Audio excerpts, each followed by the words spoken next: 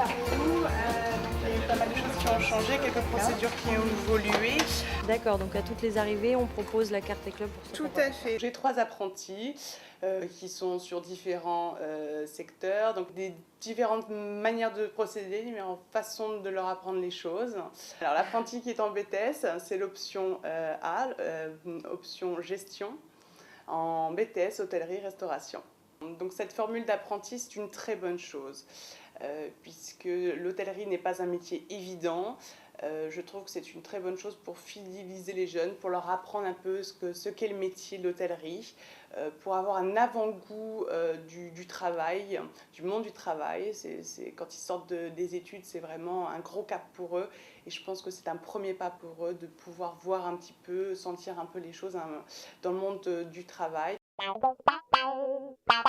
Nous avons la chance de travailler avec le CFA Stephenson qui organise tous les ans un workshop où tous les hôtels Accor sont regroupés et c'est une sorte de marché, non c'est méchant de dire ça, c'est là où on peut recruter tous les jeunes arrivent et cherchent des entreprises et nous sommes là pour pouvoir les accueillir, pouvoir les recruter, pouvoir les séduire. C'est comme ça que j'ai recruté l'apprenti en option A, BTS, hôtellerie-restauration.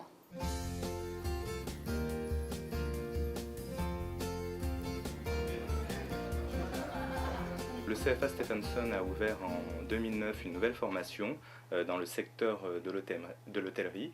C'est le BTS hôtellerie-restauration, option mercatique et gestion.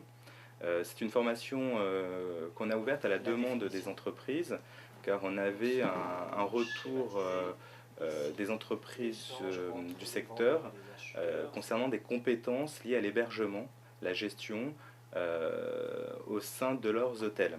Le CFA Stephenson, comme nous sommes tournés vers l'alternance, nous on a un objectif clair, hein, c'est d'assurer des débouchés professionnels aux jeunes ou aux moins jeunes que nous formons. Donc on se doit d'être réactif face aux demandes du marché de l'emploi. 80% des apprentis sont embauchés directement par leur entreprise, 10% poursuivent des études au niveau master et 10% partent à l'étranger, souvent pour se professionnaliser, notamment sur les langues ou connaître un autre environnement de travail. C'est-à-dire qu'aujourd'hui, malgré la crise, l'hôtellerie continue d'embaucher et va embaucher dans les années qui arrivent. On parle de 20 000 postes non pourvus dans le secteur. Alors la promo hôtellerie de l'année en BTS hôtellerie-restauration, c'est une première promo, donc c'est une petite promo. Ils sont 12 au total et ce qu'on a pu noter, c'est un fort dynamisme et une forte implication à la fois des jeunes et des équipes sur cette promo.